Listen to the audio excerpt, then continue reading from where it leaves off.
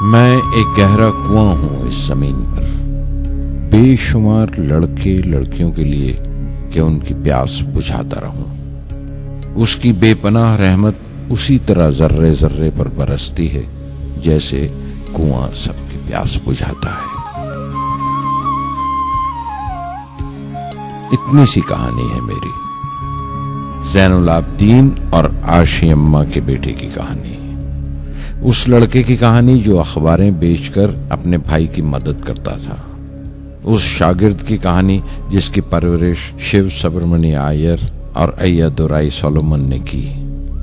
उस विद्यार्थी की कहानी जिसे पंडले मास्टर ने तालीम दी, MGK मेनन और प्रोफेसर साराभाई ने इंजीनियर की पहचान दी, जो नाकामियों और मुश्किलों में पलकर साइंसदान बना। और उस रहनुमा की कहानी जिसके साथ चलने वाले बेशुमार काबिल और हुनरमंद लोगों की टीम थी।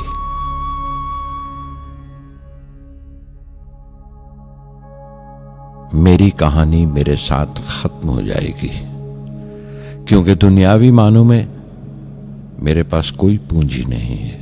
मैंने कुछ हासिल नहीं किया, जमा नहीं किया। मेरे पास कुछ नहीं और कोई नहीं, न बेटा, न बेटी, न परिवार। मैं दूसरों के लिए मिसाल नहीं बनना चाहता, लेकिन शायद कुछ पढ़ने वालों को प्रेरणा मिले कि अंतिम सुख रूह और आत्मा की तस्कीन है। खुदा की रहमत उनकी वरासत है।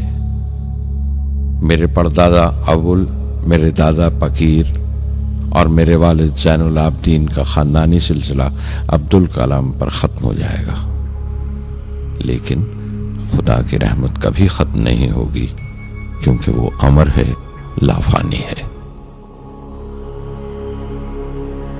पूर्णमदः पूर्णमिदं पूर्णात् पूर्णमुदच्यते पूर्णस्य पूर्णमादाय पूर्णमेवावशिष्यते। ॐ पूर्णमदः पूर्णमिदं पूर्णात् पूर्णमुदच्यते पूर्णस्य पूर्णमादाय पूर्णमेवावशिष्यते। पूर्णमदः पूर्णमिदं पूर्णात् पूर्णमुदच्यते पूर्णस्य पूर्णमादाय पूर्णमेवावशिष्यते।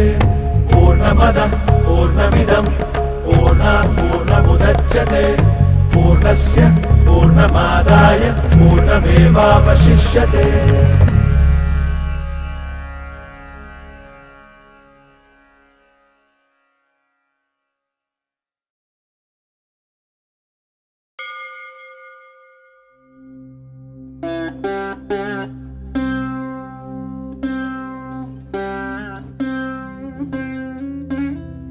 मैं शहर रामेश्वरम के एक मिडिल क्लास तमिल खानदान में पैदा हुआ। मेरे अब्बा ज़ैनुल आबदीन के पास न तालीम थी न दौलत, लेकिन इन मजबूरियों के बावजूद एक दानाई थी उनके पास और हौसला था। और मेरी मां जैसी मददगार थी आशी अम्मा। उनकी कई औलादों में एक मैं भी था, बुलंद कामत माँ बाप का एक छोटे से कद वाला मामूली शक्ल सूरत का लड़का। अपने पुश्तैनी मकान में रहते थे हम, जो कभी 19वीं सदी में बना था। काफी वसी और पक्का मकान था रामेश्वरम की मस्जिद स्ट्रीट में।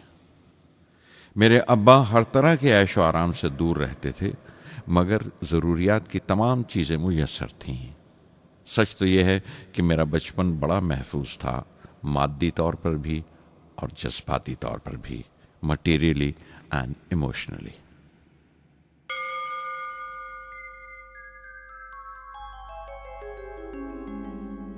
रामेश्वरम का मशहूर शिव मंदिर हमारे घर से सिर्फ 10 मिनट की दूरी पर था। हमारे इलाके में ज्यादा आबादी मुसलमानों की थी, फिर भी काफी हिंदू घराने थे जो बड़े इत्तेफाक से पड़ोस में रहते थे।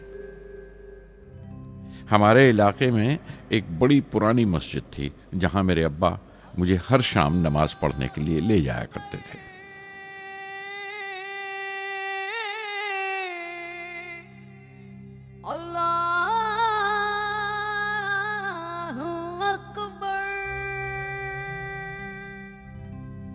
रामेश्वरम मंदिर के बड़े पुरोहित पक्षी लक्ष्मण शास्त्री मेरे अब्बा के पक्के दोस्त थे।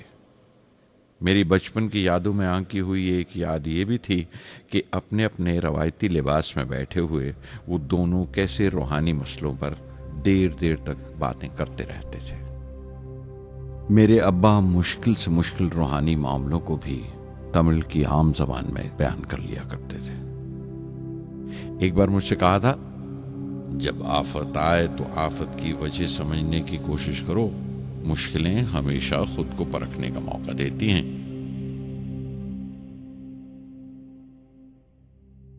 मैंने हमेशा अपनी साइंस और टेक्नोलॉजी में अब्बा के असूलों पर चलने की कोशिश की है। मैं इस बात पर यकीन रखता हूं कि हमसे ऊपर भी एक आला ताकत है, एक महान शक्ति है जो हमें मुसीबत, मायूसी और नाकामियों से निकालकर सच्चाई के मुकाम तक पहुंचाती है। मैं करीब 6 बरस का था जब अब्बा ने एक लकड़ी की कश्ती बनाने का फैसला किया, जिसमें वो यात्रियों को रामेश्वरम से धनुषकोडी का दौरा करा सकें, ले जाएं और वापस ले आएं। वो समंदर के साहिल पर लकड़ियां बिछाकर कश्ती का काम किया करते थे।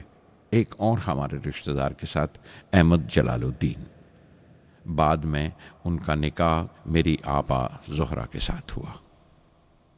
अहमद जलालुद्दीन हालांकि मुझसे 15 साल बड़े थे, फिर भी हमारी दोस्ती आपस में जम गई थी। हम दोनों हर शाम लंबी सैर को निकल जाया करते थे। मस्जिद गली से निकलकर हमारा पहला पड़ाव शिव मंदिर हुआ करता था, जिसके गिर्द हम उतनी ही श्रद्धा से परिक्रमा करते थे जिस श्रद्धा से बाहर से आए हुए यात्री। जलालुद्दीन ज्यादा पढ़ लिख नहीं सके उनके घर के हालात की वजह से, लेकिन मैं जिस जमाने की बात कर रहा हूं, उन दिनों हमारे इलाके में सिर्फ वही एक शख्स था जो अंग्रेजी लिखना जानता था। जलालुद्दीन हमेशा तालीम याफ्ता पढ़े लिखे लोगों के बारे में बातें करते थे, साइंस की इजाद, मेडिसिन और उस वक्त के लिटरेचर का जिक्र किया करते थे। एक और शख्स जिसने बचपन में मुझे बहुत मुतासिर किया वो मेरा कजन था, मेरा चचेरा भाई शमसुद्दीन। उसके पास रामेश्वरम में अखबारों का ठेका था और सब काम अकेले ही किया करता था। हर सुबह अखबार रामेश्वरम रेलवे स्टेशन पर ट्रेन से पहुंचता था। सन 1939 में दूसरी आलमगीर जंग शुरू हुई, द सेकेंड वर्ल्ड वॉर। उस वक्त मैं 8 साल का था। हिंदुस्तान को इत्तेहादी फौजों के साथ शामिल होना पड़ा और एक इमरजेंसी के हालात पैदा हो गए थे। सबसे पहली दुर्घटना यह हुई कि रामेश्वरम स्टेशन पर आने वाली ट्रेन का रुकना कैंसिल कर दिया गया और अखबारों का गट्ठा अब रामेश्वरम और धनुषकोडी के बीच से गुजरने वाली सड़क पर चलती ट्रेन से फेंक दिया जाता। शमसुद्दीन को मजबूरन